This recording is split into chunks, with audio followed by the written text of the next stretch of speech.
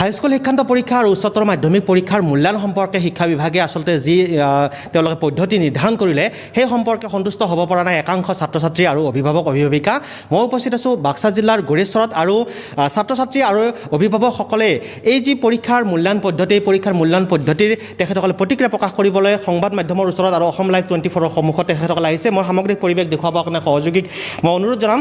গড়েশ্বৰ অঞ্চলত আৰু বাইহাটা চাৰিআলি অঞ্চলৰ শিক্ষানুষ্ঠানত অধ্যয়ন কৰা কেইবাগৰাকীও ছাত্ৰ ছাত্ৰী আৰু তেখেতসকলৰ অভিভাৱক অভিভাৱিকা উপস্থিত আছে আৰু সেই যি আচলতে তেওঁলোক বৰ্তমান ইয়াতে প্ৰতিক্ৰিয়া প্ৰকাশ কৰিবৰ কাৰণে উপস্থিত হৈছে। মই কথা পাতিম ছাত্ৰ ছাত্ৰী একাংশ ছাত্ৰ ছাত্ৰীৰ সৈতে মই কথা পাতিম। তুমি ক'ত পঢ়ি আছা আৰু তোমাৰ নামটো কি?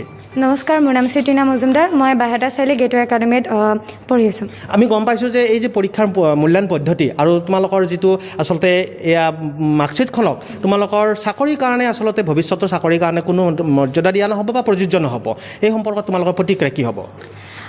হয়, এই 2021 চনৰ আমাৰ যিটো মানে মেট্ৰিক আৰু হায়াৰ ছেকেণ্ডেৰী পৰীক্ষা আছিল সেইটো কৰোণাৰ বাবে মানে বাতিল কৰা হ'ল। তাৰপিছত কালি আমাৰ যিটো মানে তাৰ মূল্যায়নৰ সূত্ৰ দিলে সেইটোক লৈ আমি সন্তুষ্ট নহয়, তথাপিও আমি পৰিস্থিতিৰ প্ৰতি লক্ষ্য ৰাখি সেইটো মানি লৈছোঁ। কিন্তু তাৰপিছত যিটো আমাৰ মাৰ্কশ্বিট লৈ মানে কথা ক'লে যে মাৰ্কশ্বিটটো আমাৰ মানে পৰৱৰ্তী সময়ত জীৱনত কেৰিয়াৰত মানে কোনো ধৰণৰ মানে প্ৰয়োজ্য নহ'ব আমাৰ চাকৰিৰ কাৰণে, সেইটোক লৈ আমি খুবেই মানে চিন্তিত হৈ পৰিছোঁ। কিয়নো মাৰ্কশ্বিটখন হৈছে আমাৰ মানে চাকৰিৰ কাৰণে এটা মূল আহিলা। সেই মাৰ্কশ্বিটখনৰ নম্বৰৰ ওপৰত ভিত্তি কৰি আমাৰ চাকৰিটো দিয়া হয়। গতিকে সেই মাৰ্কশ্বিটখনৰ যদি কোনো ধৰণৰ মূল্য নাথাকে তেনেহ'লে আমি ভৱিষ্যতত কি কৰিম, আমাৰ ভৱিষ্যতটো মানে কেনেকৈ পোহৰ হ'ব, সেই আমি এইটো কথাত মানে খুবেই চিন্তিত হৈ পৰিছোঁ।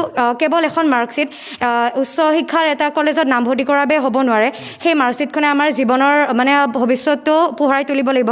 সেয়ে তেওঁলোকে এই মাৰ্কশ্বিটখনৰ বৈধতা মানে কিয় নহয়, মাৰ্কশ্বিটখন কিয় বৈধ নহয় সেই সম্পৰ্কে এটা আমাক সঠিক সিদ্ধান্ত দিলে আমি সুস্থিৰ হ'ব পাৰিম বুলি মই আশা ৰাখিছোঁ। হয়, তেখেতসকলে আচলতে যিখন প্ৰমাণপত্ৰ আৰু মাৰ্কশ্বিট তেওঁলোকক দিয়া হ'ব শিক্ষা বিভাগৰ তৰফৰ পৰা সেইখনক মৰ্যাদা দিয়াৰ কাৰণে আৰু প্ৰযোজ্য কৰাৰ কাৰণে তেওঁলোকে দাবী জনাইছে আৰু অনুৰোধ জনাইছে শিক্ষা বিভাগলৈকে আৰু অসম চৰকাৰলৈকে। আৰু তেখেতসকল হতাশাগ্ৰস্ত হৈছে। এতিয়া একাংশ ছাত্ৰ ছাত্ৰী এতিয়া তেওঁলোকৰ ভৱিষ্যত জীৱনক লৈ আচলতে তেওঁলোকে অন্ধকাৰ দেখিছে আৰু সেইকাৰণে আচলতে আজি তেখেতসকলে বিষ্ণুৰাভা কলাগুৰু গড়েশ্বৰৰ কলাগুৰু বিষ্ণুৰাভা ভৱনৰ বাকৰিত এনেধৰণে উপস্থিত হৈছে তেখেতসকলে মনৰ প্ৰতিক্ৰিয়া প্ৰকাশ কৰিবৰ কাৰণে। তোমাৰ নাম কি আৰু ক'ত পঢ়ি আছা?